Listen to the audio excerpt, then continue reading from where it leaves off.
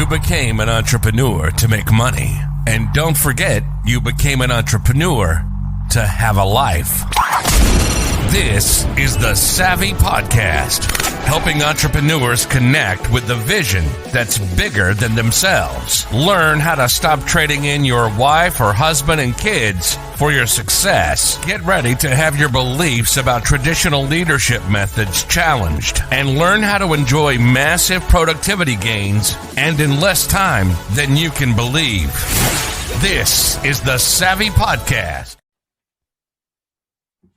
Welcome to the Savvy Podcast. I'm Tim Marshall, and today I have the privilege of hosting Tony Hughes for a brief chat. Now, Tony has 35 years of corporate and sales leadership experience, having generated record-breaking results as a salesperson, head of sales, and CEO, leading Asia-Pacific region for multinationals.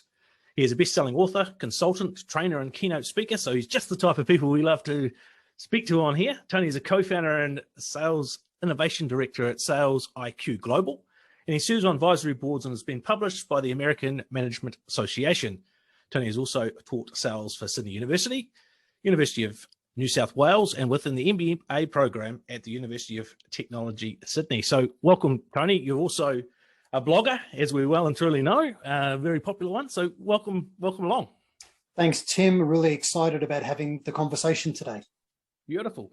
So we do rapid fire here on the Savvy Podcast. So 7 questions, 7 minutes. So should we jump on in? Go for it. Fantastic. So who's your ideal client? My ideal client is a large tech company in business-to-business selling. Beautiful. And what's the specific problem you solve for that client? Not enough salespeople are achieving quota. In the tech sector, it's common for 40 to 70% of sellers to be missing their number. Yes. And no one's got enough pipeline coverage. So I help them go solve that problem. Beautiful. That sounds exciting. So you've covered some of it, what's the typical symptoms people experience when they've got that problem? Well, the main thing is stress. I mean, most people in sales leadership roles feel like they age a year of their life every quarter. Yes. Massively stressed out about the forecast. You get high turnover rates of people in your team. That then translates to higher churn rates within your customer base. And the head of sales is typically the least secure person sitting around the boardroom table with the CEO. They're the next most likely to get fired. So average tenure is only about 2 years. That's nice. Yeah, and they just have too many people in their teams failing. Yeah, fantastic. So what are the common mistakes people make when they're trying to solve that problem? Well, most people treat symptoms as if they're root causes. So that's really the first problem. Yes. Many managers, will have their blowtorch in one hand and their forecast in the other, saying more revenue. But the truth is you can't really manage results. Yeah.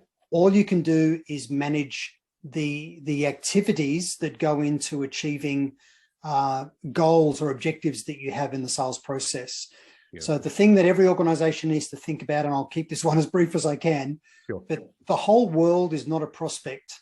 So you need to recognize who is my ideal customer profile, what industry, what vertical, what complementary or competing vendors are they already working with? So think about your ideal customer profile. So that's typically your geography, an industry vertical, a state of growth, for example. Yes. The next thing is based on knowing your ICP. Yes. Then define your buyer personas. So who are the people that we need to sell to? So there's increasingly more and more consensus required in an organization before they'll affect any form of change. Yes. So we need to know not just the people that say yes, but all of those that can say no and who influence the decision.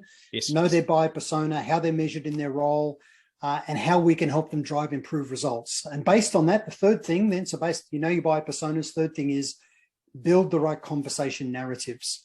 Yeah. Most sellers are busy having the wrong conversation. If we talk about us and what we do, all we do is invite delegation away to somebody else and questions about competition and price. Yeah. So we need to build conversations about that person's opportunity to drive improved results in their role. So there's sort of 3 of the 5 things. There's a few others, but if you can nail those things correctly and build a good culture within your organization, people that are self-motivated and competent, then you're on the right path to success. Beautiful, beautiful. Love that. So for the audience today, if they're sitting here and this is resonating for them, what's one valuable free action you can give our audience today that they go away that they could start implementing to start that step towards solving this problem? Okay, so the fastest path and the highest probability for winning a new customer comes from understanding the power of referrals and trigger events. And I'll just give you an example. Beautiful. We know that it's massively lower cost to retain and grow an existing customer than it is to try and win a brand new client. Yes. And referrals are the highest probability, fastest path, and lowest acquisition cost as well. So anytime someone who knows and loves you within your customer base leaves and goes somewhere else, hopefully to an ideal customer profile somewhere else, that's a trigger event. Something's happened that should trigger relevance in their mind and action for you. Congratulate them on the move and follow them into the new organization. So that's the first trigger, but there's a domino effect. Yes. That they will be backfilled by somebody internally or externally. We need to go build a relationship with that person fast and use that new engagement to elevate what we're doing with the client. Any new senior person into a role typically has about 5 months where their boss will back them and give them whatever they want. After that, they're seen as another tired, broken person who's not delivering, right? Yes, but they'll get approval. They want to affect change. Yes. So follow them into the new organization, build a relationship with the new person before your competitor does.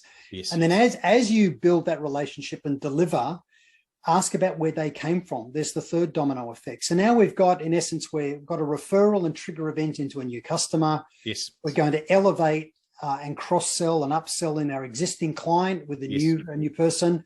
And then we're going to use that to get a referral into yet another organization. So trigger events and referrals are gold. Yes. And most people do nothing about it. In my latest book that I've just published, Tech-Powered Sales, I actually talk about the power of trigger events in there and how you can use technology to notify you when those things happen. Beautiful, beautiful. That sounds like a fantastic resource. So I know you've given us a link here today through to your website, so I'll give you an invitation here to share that with the audience, because I know you've got some really, really valuable resources for the audience so they can jump on there, whether it be your podcast, your blogs, and obviously your books. And it's fantastic reading. And so, yeah, I'll invite you to step forward and share that now, unless you want me to do it for you. No, it's fine. So if you'd like to connect with me, just go to tonyhughes.com.au. You can obviously connect with me in LinkedIn. Yes. I do a lot of work, obviously, in Australia and New Zealand. I'm based in Sydney, but also work with a lot of companies through Asia and North America. Beautiful. If you're looking for sales enablement and e-learning tools around business-to-business selling, go to salesiqglobal.com. Fantastic. That's awesome. So last question. And so from all your years of experience, and you've had a lot of it, we want to know, what's the most valuable free tip you can give the people? Everybody needs to really up their game. We live in the fourth industrial revolution right now, where technology is increasingly taking over more and more functions and then eventually roles in society. Most salespeople do enough every day to just not feel guilty, but they don't do what it actually takes to be successful. So in the book, Tech-Powered Sales, we explain exactly what it takes to thrive as a business leader, sales leader, or salesperson. In the 2020s. It's definitely a changing game. Beautiful. Absolutely fantastic. So thanks, Tony. I really appreciate your time. Wherever you are watching this, you will see below, there will be a link to Tony's website where you can just click straight through. And we'll also pop the one in there for the Sales IQ one as well. And along with the link to his LinkedIn profile. So make sure you jump in there and connect with him, because very, very valuable resource. So thanks, Tony. It's very, very much appreciated. Thanks, Tim. You've been listening to the Savvy Podcast, helping entrepreneurs connect with a vision that's bigger than themselves, stopping the trading in their wife and husband and kids for their success. We hope you've gotten some useful and practical information from this show, and we hope you had fun along the way. We know we did. We'll be back soon, but in the meantime, if you want to know more about the Savvy Method, hit the website at www.thesavvymethod.com. We'll see you again soon.